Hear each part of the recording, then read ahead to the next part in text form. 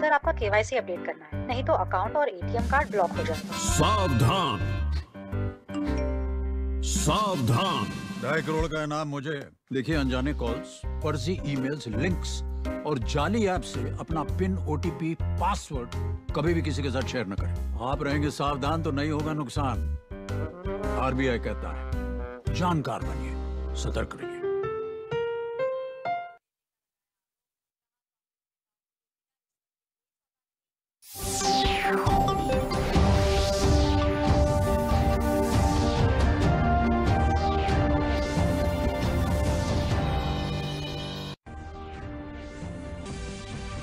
प्रधानमंत्री नरेंद्र मोदी ने आज 12वें ब्रिक्स शिखर सम्मेलन को किया संबोधित। रूस कर रहा है सम्मेलन की मेजबानी। वर्चुअल तरीके से आयोजित की गई है बैठक।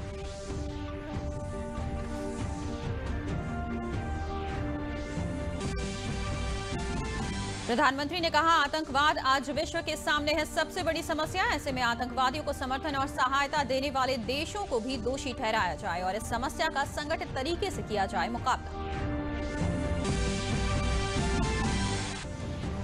मुख्यमंत्री योगी आदित्यनाथ ने उत्तराखंड में बद्रीनाथ धाम में की पूजा अर्चना। चमोली जिले में उत्तर प्रदेश सरकार के पर्यटक आवास गृह का किया शिलान्यास। कहा, बद्रीनाथ धाम भारत की सनातन आस्था का है केंद्र। और कोरोना के खिलाफ सरकार के सख्त कदमों की मदद से बेहतर नतीजे आ रहे हैं सामने। प्रदेश में कोरोना से रिकवरी रेट बढ़कर हुआ 94.24%। नमस्कार, मैं हूं मोनिका चौहान और अब समाचार विस्तार से। प्रधानमंत्री नरेंद्र मोदी ने आज 12वें ब्रिक्स शिखर सम्मेलन को वर्चुअल तरीके से संबोधित किया। सम्मेलन की मेजबानी रूस कर रहा है। सम्मेलन को संबोधित करते हुए पीएम मोदी ने कहा कि आतंकवाद आज विश्व के सामने सबसे बड़ी समस्या है। ऐसे में आतंकवादियों को समर्थन और सहायता देने वाले देशों को भी दोषी ठहराया जाए और इस समस्या का संगठित तरीके से मुकाबला किया जाए। आतंकवाद आज विश्व के सामने सबसे बड़ी समस्या है। हमें यह सुनिश्चित करना होगा कि आतंकवादियों को समर्थन और सहायता देने वाले देशों को भी दोषी ठहराया जाए और इस समस्या का संगठित तरीके से मुकाबला किया जाए। हमें खुशी है कि रूस की अध्यक्षता के दौरान ब्रिक्स काउंटर टेररिज्म स्ट्रेटेजी को अंतिम रूप दे दिया गया है। यह एक महत्वपूर्ण उपलब्धि है और भारत इस कार्य को अपनी अध्यक्षता के दौरान और आगे बढ़ाएगा। प्रधानमंत्री ने यूएनएससी, डब्ल्यूएचओ, आईएमएफ और डब्ल्यूटीओ जैसी बहुराष्ट्रीय वैश्विक संस्थाओं में समय के साथ बदलाव की वकालत की। ग्लोबल गवर्नेंस के संस्थानों की क्रेडिबिलिटी और इफेक्टिवनेस दोनों पर ही सवाल उठ रहे हैं। इसका प्रमुख कारण यह है कि इनमें समय के साथ उचित बदलाव नहीं आया। ये अभी भी 75 साल पुराने विश्व की मानसिकता और वास्तविकता पर आधारित है। भारत का मानना है कि यूएन सिक्योरिटी काउंसिल में रिफॉर्म्स बहुत ही अनिवार्य है। इस विषय पर हमें अपने ब्रिक्स पार्टनर्स के समर्थन की अपेक्षा है। केंद्रीय कानून मंत्री रविशंकर प्रसाद ने प्रेस वार्ता में ऑगस्टा वेस्टलैंड हेलीकॉप्टर घोटाला मामले में कांग्रेस पर निशाना साधते हुए कहा कि पहले बिना डील के कोई डील नहीं होती थी। हर डील में कांग्रेस नेताओं का नाम आता रहता है और डिफेंस डील में कांग्रेस नेताओं का नाम सामने आता ही है। ऑगस्टा वेस्टलैंड हेलीकॉप्टर घोटाले में 70 मिलियन यूरो की रिश्वत ली गई। उन्होंने कहा कि संजय भंडारी कौन है, इसका सच देश के सामने आना चाहिए। पिछली सरकार से संजय भंडारी का क्या संबंध है, इसका भी सच सामने आए। जब भी रंगों को देखो, हमारे बारे में सोचो। इसको थोड़ा मैं बदल के रखना चाहता हूं। Whenever you think of kickback in a military deal of defense, think of some Congress leaders. आजादी के बाद से चाहे जीप स्कैंडल हो या बोफोर्स हो या सबमरीन स्कैंडल हो या पिलाटिस प्लेन का डील हो, हाउविट्जर डील हो, या VVIP helicopter president prime minister के लिए ऑगस्टा वेस्टलैंड का हो, बिना किकबैक के कोई काम नहीं और बिना कांग्रेस के नेताओं के उस किकबैक में कोई काम नहीं। इसको ऐसे पुटअप करें, no deal without a deal, no contract without a cut. बिना डील के कोई डील नहीं, बिना कट के कोई कॉन्ट्रैक्ट नहीं। और इन सब में कांग्रेस नेताओं का नाम आता रहता है। मुख्यमंत्री योगी आदित्यनाथ ने आज उत्तराखंड में बद्रीनाथ धाम में विशेष पूजा की। उत्तराखंड में बर्फ पड़ने के कारण सीएम योगी आदित्यनाथ का दौरा एक दिन बढ़ गया। धर्म नगरी अयोध्या में दिव्य दीपोत्सव का विश्व कीर्तिमान रचने के बाद देवभूमि उत्तराखंड पहुंचे मुख्यमंत्री योगी आदित्यनाथ ने भगवान बद्री विशाल के दर्शन कर लोकमंगल की कामना की। सीएम योगी आदित्यनाथ ने बद्रीनाथ धाम में दर्शन पूजन करने के साथ चमोली जिले में उत्तर प्रदेश सरकार के पर्यटक आवास गृह का शिलान्यास के साथ ही भूमि पूजन भी किया। भगवान बद्रीनाथ के दर्शन पूजन के बाद सीएम योगी आदित्यनाथ ने कहा कि पवित्र धाम भारत की सनातन आस्था का केंद्र है। देश विदेश से लाखों भक्त यहां आते हैं। उनकी सुविधा के लिए यूपी सरकार पर्यटक आवास गृह का निर्माण करवा रही है। मुख्यमंत्री ने उत्तराखंड में पर्यटन और श्रद्धा को सम्मान देने के लिए और पर्यटन की संभावनाओं को विकसित करने के लिए उत्तराखंड सरकार के प्रयासों की भी सराहना की। और उत्तर प्रदेश के बीच बहुत सारे विवाद पिछले 18-20 वर्षों से चले आ रहे थे। नए राज्य के बनने के साथ ही ये विवाद भी साथ में चले आए थे। त्रिवेंद्र सिंह रावत जी ने अपनी रचनात्मक और सकारात्मक पहल से इन सभी समस्याओं का समाधान एक सम्यक रूप से करने में सफलता प्राप्त की है और आज इसी का परिणाम है कि हरिद्वार में अलकनंदा होटल जो उत्तर प्रदेश पर्यटन निगम का था, पिछले 19-20 वर्षों से विवाद था।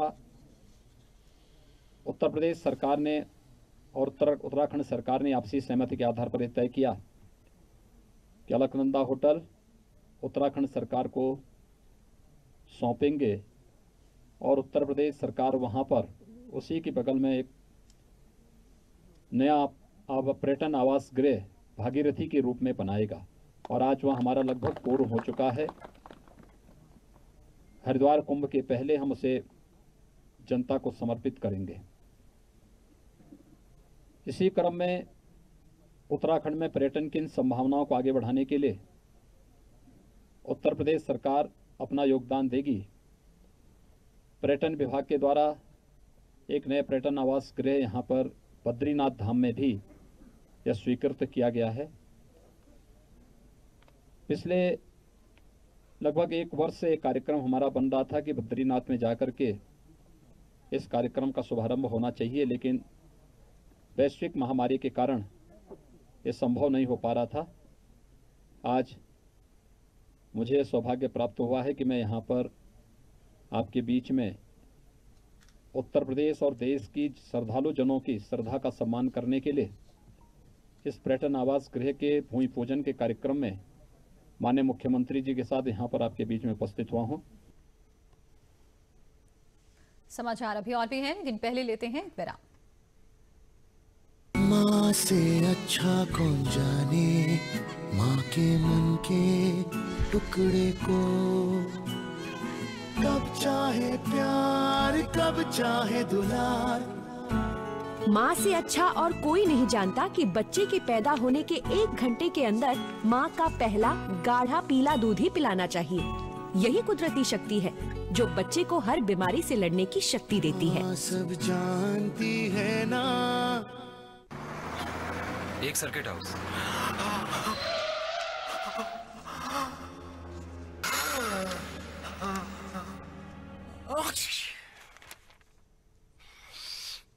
नोवेल कोरोना वायरस बीमारी को फैलने से रोका जा सकता है। खांसते और छींकते वक्त अपने मुंह पर रुमाल और टिश्यू रखकर इसे फैलने से रोक सकते हैं। अपनी सुरक्षा के लिए हमारी मदद करें। अगर आपको खांसी, बुखार या सांस लेने में तकलीफ हो तो तुरंत नजदीकी स्वास्थ्य केंद्र जाएं। लेकिन 25 लाख नवजात शिशुओं की मृत्यु विश्व में हर वर्ष हो जाती है। हर शिशु की रक्षा के लिए हम विश्व की सर्वोत्तम तकनीकों को प्रदेश में लागू कर रहे हैं। SNCU, KMC lounge, kangaroo mother care, Uttar Pradesh स्वास्थ्य, सुरक्षा और सम्मान की ओर बढ़ते कदम, अनमोल जीवन की शुरुआत नवजात शिशु की देखभाल के साथ। आइए मिलकर सुनहरे भविष्य की नींव रखें। विराम के बाद स्वागत है आपका। बढ़ते हैं समाचारों में आगे। अपर मुख्य सचिव स्वास्थ्य अमित मोहन प्रसाद ने प्रेस वार्ता में बताया कि प्रदेश में पिछले 24 घंटों में कोरोना संक्रमण के 1455 नए मामले सामने आए हैं और पिछले 24 घंटों में ही 1338 कोरोना संक्रमित मरीज उपचार के बाद पूरी तरह से ठीक होकर डिस्चार्ज किए गए हैं। अब तक प्रदेश में कोरोना संक्रमण से 4,84,692 मरीज उपचार के बाद स्वस्थ होकर डिस्चार्ज किए जा चुके हैं, जिसके बाद प्रदेश में रिकवरी दर बढ़कर 94.24% हो गई है। कोरोना वायरस के संबंध में प्रदेश की स्थिति इस प्रकार है। विगत 24 घंटों में संक्रमण के 1455 नए मामले सामने आए हैं। इसी अवधि में उपचारित होकर डिस्चार्ज होने वालों की संख्या 1338 है। अब तक कुल मिलाकर के जो लोग संक्रमण के पश्चात उपचारित होकर डिस्चार्ज किए जा चुके हैं उनकी संख्या बढ़कर के 4,84,692 हो चुकी है और इस प्रकार प्रदेश में रिकवरी का प्रतिशत अब 94.24% है, 94.24%। इस समय एक्टिव इन्फेक्शन के केसेस की कुल संख्या प्रदेश में 22,166 है। प्रदेश के अपर मुख्य सचिव सूचना नवनीत सहगल ने बताया कि प्रदेश में औद्योगिक गतिविधियों को तेजी से संचालित किया जा रहा है। उन्होंने बताया कि प्रदेश में रोजगार के नए अवसर पैदा करने के लिए नई एमएसएमई इकाइयों को प्रोत्साहित किया जा रहा है। उन्होंने बताया कि प्रदेश सरकार रोजगार के अवसर बढ़ाने के लिए प्रयासरत है। प्रदेश में औद्योगिक गतिविधियों को तेज करने के लिए प्रयास किया जा रहा है। लगभग अब सभी औद्योगिक गतिविधियां पूर्णतः शुरू हो चुकी हैं। पुरानी इकाइयों को कार्यशील पूंजी की समस्या से निजात दिलाने के लिए बैंकों से समन्वय करके आत्मनिर्भर पैकेज में लगभग 4,37,000 इकाइयों को 10,850 करोड़ रुपए के ऋण स्वीकृत कर वितरित किए गए हैं। इसी तरह से प्रदेश में रोजगार के नए अवसर पैदा करने के लिए नई एमएसएमई इकाइयों को भी प्रोत्साहित किया जा रहा है। उसके लिए जहां एक और नई इकाइयां स्थापित करने के लिए एक नया एमएसएमई एक्ट लाया गया है, जिसके अंतर्गत केवल सीमित मात्रा में प्रपत्र दाखिल करने पर एमएसएमई इकाई के स्थापना का मार्ग खुल जाता है और 1000 दिन तक किसी प्रकार की और अनुमति लेने की आवश्यकता नहीं है। इस एक्ट के आ जाने से नई इकाइयों में वृद्धि हो रही है और बैंकों द्वारा उनसे समन्वय करके ऋण उपलब्ध कराए जा रहे हैं। लगभग 6,30,000 अभी तक जो है इस वर्तमान वित्तीय वर्ष में 6,30,000 नई एमएसएमई इकाइयां प्रदेश में स्थापित हुई हैं। लखनऊ पुलिस द्वारा यातायात माह के दौरान आज लोगों को मास्क लगाकर चलने के लिए विशेष अभियान चलाया गया। संयुक्त पुलिस आयुक्त कानून व्यवस्था नवीन अरोड़ा खुद आज लोगों को नियम का पालन कराने के लिए फील्ड में उतरे। इस दौरान उन्होंने बगैर मास्क लगाकर जाने वाले लोगों को मास्क लगाने की सलाह दी और यातायात नियमों का पालन करने के लिए हिदायत दी। लखनऊ के हुसड़िया चौराहे पर पुलिस के सभी आला अधिकारी मौजूद रहे। इस अवसर पर श्री अरोड़ा ने कहा कि कोरोना महामारी को देखते हुए इसकी रोकथाम जरूरी है। केंद्र सरकार और प्रदेश सरकार भी लगातार लोगों से मास्क लगाने और सोशल डिस्टेंसिंग का पालन करने की अपील कर रही है। उन्होंने कहा कि इन 2 चीजों का पालन करने से ही काफी हद तक इस बीमारी से बचा जा सकता है। हमने आज के अभियान को 2 हिस्सों में रखा है। पहला, हम यातायात नियमों के प्रति जागरूकता के लिए लोगों को सचेत कर रहे हैं और दूसरा कोविड नियमों के पालन के लिए।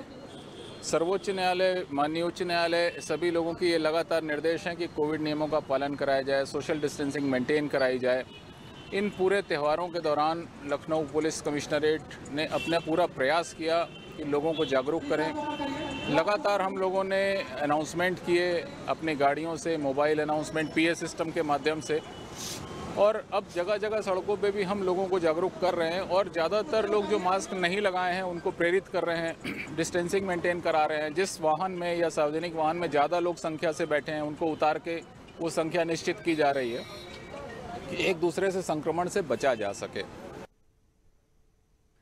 और अब बात छठ पूजा की। प्रदेश की राजधानी लखनऊ में छठ पर्व की तैयारियां जोरों पर हैं। लोक गायिका संजू सिंह ने बताया कि कोविड-19 के नियमों के अनुपालन के साथ छठ पर्व मनाने की खास तैयारी की गई है।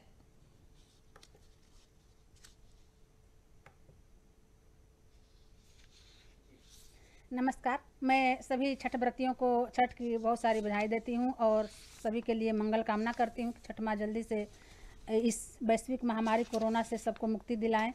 और सभी छठ व्रतियों से मैं यही प्रार्थना करूंगी, यही उनसे विनती करूंगी कि आप लोग छठ का पावन पर्व पूरे हर्षोल्लास के साथ ज़रूर मनाएं, लेकिन सोशल डिस्टेंसिंग का पालन करते हुए मास्क और सैनिटाइज़र का प्रयोग ज़रूर करें और 2 गज दूरी और मास्क है ज़रूरी। जब तक दवाई नहीं तब तक ढिलाई नहीं का जो नारा है उसको आप लोग चरितार्थ करें। तो पहले थोड़ी गेस्ट वगैरह आते थे उनको रोका गया है, अब अपनी फैमिली रहेगी। इसमें कहा गया है कि एक सदस्य एक फैमिली से 4 लोग से ज़्यादा यहाँ पे नहीं बैठेंगे। अब तो अपने से हिसाब से ये किया जा रहा है, बाकी तो पब्लिक जैसे ही चाहेगी वैसे ही। मेरे की फैमिली ज़्यादा ना रखेंगे। पूजा शांति से जो होनी थी वही होनी है, और बाकी पुलिस की जो रूल बनेगी उसको अपनानी है। समाचार अभी और भी हैं, लेकिन पहले लेते हैं एक छोटा सा ब्रेक।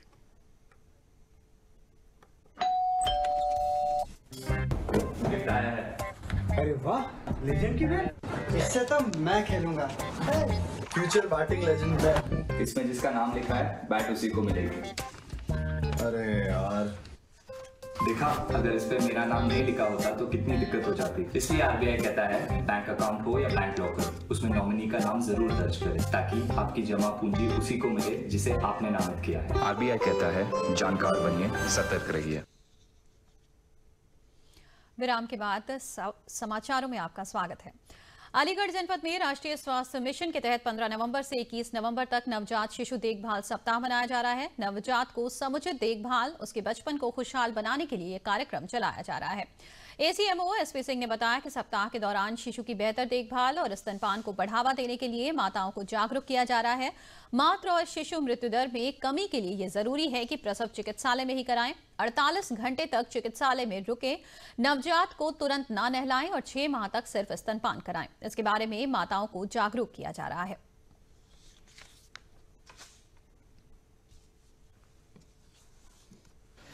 जो न्यूबॉर्न चाइल्ड होते हैं उनका पालन पोषण कैसे किया जाता है, कैसे करना चाहिए, क्योंकि देखा गया कि हमारे जो नवजात शिशु हैं उनकी मृत्यु असमय जो है कई कारणों से हो जाती है, उनकी उचित देखभाल न होने की वजह से। और लोगों में कुछ अपनी अपनी परिवारों में, अपने समाज में कुछ अलग अलग धारणाएं होती हैं, उनको तोड़ने के लिए ये सप्ताह एक जागरूकता के रूप में मनाया जाता है। इसमें मोस्टली बच्चे को हम अस्पतालों में ही कराने की सलाह देते हैं कि जितने भी बच्चे हमारे अस्पताल में होंगे तो उनकी मृत्यु दर भी कम होगी। दूसरा, पहले घंटे में स्पेशली लखनऊ से आए post master general Krishna Kumar Yadav ने प्रवर डाक अधीक्षक आजमगढ़ मंडल का निरीक्षण करने के बाद पत्रकारों से रूबरू होते हुए कहा कि डाक विभाग नवीनतम टेक्नोलॉजी के साथ जहां कस्टमर फ्रेंडली सेवाएं लागू कर रहा है,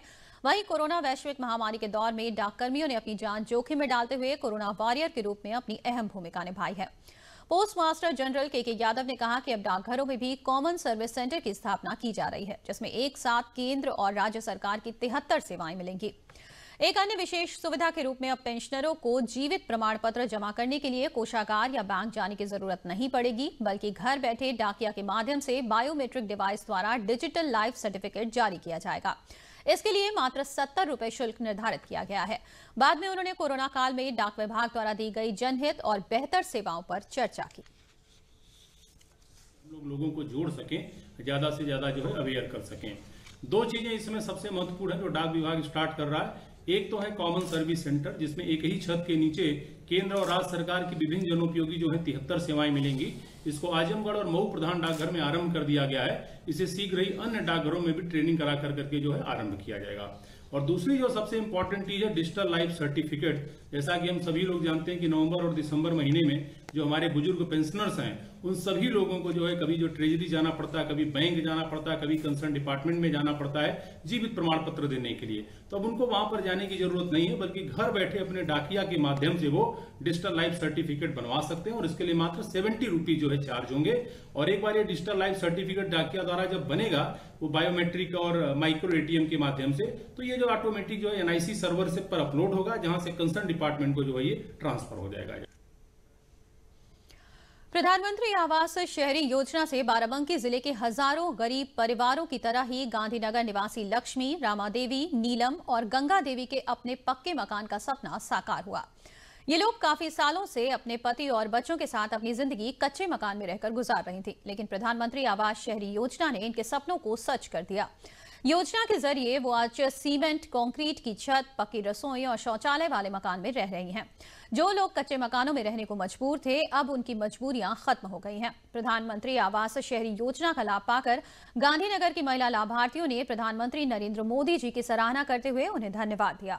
नगरीय विकास प्राधिकरण के परियोजना अधिकारी सौरभ दुबे ने बताया कि PM शहरी आवास के तहत जिले में करीब अब तक 10,890 लाभार्थी परिवारों को आवास दिया जा चुका है और करीब 4,290 आवास का निर्माण जल्द ही शुरू होने वाला है। और मेरे लोगों के पास घर नहीं था सर, तो मेरा लोगों का सपना टीन डाल के छप्पर डाल के रहते थे। बरसात में बहुत तकलीफ होती थी, चूता बहता था सब। तो मेरा सपना था मेरे लोगों के भी मकान बन जाएं। तो मजदूर आदमी गरीब कमा करके कहाँ बनवा पाते, तो मोदी जी ने योजना निकाली है, आवास विकास कॉलोनी मिली तो बनवाया सर मैंने मकान। मोदी जी का बहुत बहुत धन्यवाद। मोदी जी बहुत ऐसे लोगों की मदद करते रहें। मैं एक झोपड़े में रहती थी जो मतलब बरसात में बहुत चूता था। मैंने बहुत परेशानियां झेली है। मेरा भी एक सपना था कि मैं भी एक पक्के मकान में रहूं और मोदी जी ने मेरा ये सपना पूरा किया है। भगवान करे हर गरीब आदमी की मोदी जी सुने और सबके सपने पूरे करें और साकार करें, सबको ये योजनाएं मिलती रहें और यही बहुत बहुत धन्यवाद मोदी जी को। पति पुताई का काम करते हैं। पहले मेरा घर एकदम खंडर था, कच्चा मकान था, छप्पर बना हुआ था। हम लोगों को बरसात में बहुत दिक्कत होती थी, पानी टपकता था, सोने के लिए दिक्कत होती थी। छोटे बच्चे हैं, उनको भी परेशानी का सामना करना पड़ता था। अब हमको भी हमने ऐसा सोचा था कि कभी मेरा पक्का मकान बने, लेकिन कभी ऐसा हो नहीं पाया। लेकिन प्रधानमंत्री जी ने हमारा सपना साकार किया, उन्होंने हमें आवास दिया और मेरा घर आज बना है। आज बरसात में हम और हमारे बच्चे आराम से सो पा रहे हैं। हम भैया बहुत गरीब रहन, कच्चा मकान हमरे रहे। सोवर टेम बरसात टेम बहुत दिक्कत जा रहे, सो नहीं रात भर पाते रहे। हम सोचे रहे हमरे कब मकान बने, कब हमारा परिवार आराम से रह पाए। और मोदी जी ने पैसा दे दिया, मकान बन गया। अब हम लोग अपने परिवार के साथ बहुत हंसी खुशी रह रहे हैं। ऐसे गरीबन का मोदी ने दे दिया, मोदी की बहुत बहुत धन्यवाद। और अब बात महिलाओं की सुरक्षा की। महिला अपराध रोकने और पीड़ित महिलाओं को त्वरित न्याय दिलाने के उद्देश्य से कन्नौज में महिला हेल्प डेस्क की शुरुआत की गई है। महिला हेल्प डेस्क को पारदर्शी बनाने के लिए प्रदेश सरकार ने इसे समन्वित शिकायत निवारण प्रणाली यानी IGRS से जोड़ दिया है। इसमें महिला हेल्प डेस्क नाम से अलग पोर्टल होगा जिस पर सीधे पीड़ित महिलाओं की शिकायतें दर्ज होंगी। अपर जिलाधिकारी गजेंद्र कुमार ने बताया कि महिला डेस्क में आने वाली शिकायतें अभी रजिस्टर तक ही सीमित थी, लेकिन अब इन शिकायतों को पोर्टल पर अपलोड किया जाएगा, जिसकी उच्चाधिकारी भी मॉनिटरिंग करेंगे। उन्होंने बताया कि पहले तहसीलों की महिला हेल्प डेस्क IGRS से जुड़ेंगी, फिर थानों की। ऑनलाइन प्रक्रिया से मनमानी नहीं चलेगी। शिकायतों का निस्तारण समय और गुणवत्ता के साथ हर हाल में करना होगा। और उनकी जो शिकायत होती है, जो उनकी समस्याएं होती हैं, उनको जल्दी से जल्दी उच्च अधिकारियों के पास पहुंचाया जाता है। जिससे उन्हें मतलब अब न्याय के लिए इधर उधर भटकना नहीं पड़ता और उन्हें सुगम न्याय की सुविधा उपलब्ध होगी। हेल्प डेस्क की महिलाओं के लिए एक बहुत अच्छी पहल है। अब इसे IGRS से भी जोड़ दिया गया है, तो ये उच्च अधिकारियों की मॉनिटरिंग में रहेगी और उन्हें जो न्याय मिलेगा, जो उनकी कार्रवाई होगी, वो उच्च अधिकारियों तक होगी और मुख्यमंत्री तक ही उसमें रहेगी, मतलब वो जानकारी। शासन के निर्देशों के क्रम में प्रत्येक थाना स्तर पर और तहसील स्तर पर महिला हेल्प डेस्क की स्थापना की गई है। जो तहसील स्तर पर महिला हेल्प डेस्क बनाए गए हैं, उनको वर्तमान में IGRS पोर्टल से लिंक किया गया है और IGRS पोर्टल पर एक नया मॉड्यूल महिला हेल्प डेस्क के नाम से उसमें क्रिएट किया गया है और तहसील स्तरीय इसमें लॉगिन ID पासवर्ड दिए गए हैं, जिसके माध्यम से महिला हेल्प डेस्क पर जो भी शिकायतें प्राप्त होती हैं उनको IGRS पोर्टल पर अपलोड किया जा सके और उनकी लगातार मॉनिटरिंग की जा सके। इसकी खासियत यह है कि महिला हेल्प डेस्क पर महिला कर्मचारी ही बैठती है और कोई भी महिला फरियादी अगर आती है तो उसको अटेंड करने की पूरी जिम्मेदारी उनकी होती है। उन पे एक कंप्यूटर ऑपरेटर महिला एक होगी जो उस पर उनकी शिकायत को दर्ज करेगी। वहां पर एक CCTV कैमरा लगा होगा ताकि उनकी पूरी रिकॉर्डिंग की जा सके। इस IGRS से लिंक करने के माध्यम से, इस महिला हेल्प डेस्क के माध्यम से जो भी शिकायतें प्राप्त होती हैं उनकी प्रॉपर मॉनिटरिंग की जा सकेगी। और आपको बता दें कि अब आप दूरदर्शन न्यूज उत्तर प्रदेश के समाचार बुलेटिन और समसामयिक विषयों के कार्यक्रम हमारे YouTube channel DD News UP पर देख सकते हैं। इसके लिए आपको लॉग इन करना होगा www.com/ddnewsup। और अब बात अपनी सुरक्षा की, कोविड-19 से बचाव की और DD न्यूज की खास मुहिम मास्क अप इंडिया की। देखते हैं क्या है ये पहल।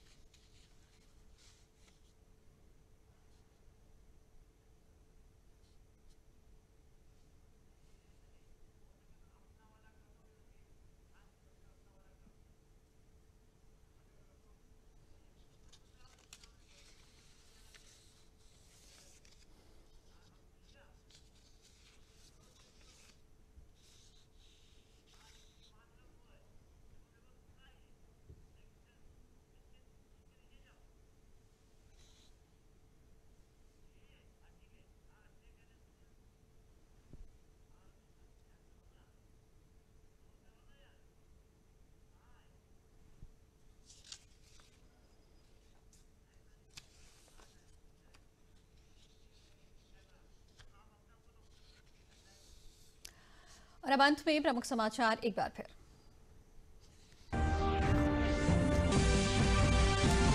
प्रधानमंत्री नरेंद्र मोदी ने आज 12वें ब्रिक्स शिखर सम्मेलन को किया संबोधित। रूस कर रहा है सम्मेलन की मेजबानी। वर्चुअल तरीके से आयोजित की गई बैठक।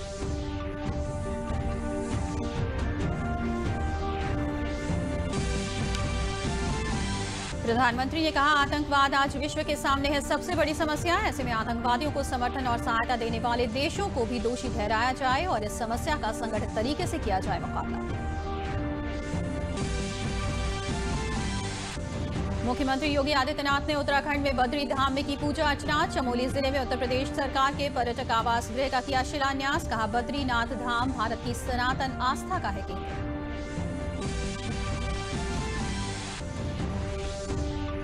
और कोरोना के खिलाफ सरकार के सख्त कदमों की मदद से बेहतर नतीजे आ रहे हैं सामने। प्रदेश में कोरोना से रिकवरी रेट बढ़कर हुआ 94.24%। और अब एक जरूरी संदेश, अपने हाथ नियमित धोएं, 2 गज की दूरी भी बनाए रखें। साथ ही जब भी बाहर निकलें मास्क होना जरूरी है। जेब अथवा थैले में नहीं, बल्कि मास्क को इस तरह से ये चेहरे पर लगाएं, क्योंकि जब तक दवाई नहीं तब तक कोई ढिलाई नहीं। फिलहाल समाचारों में इतना ही। नमस्कार।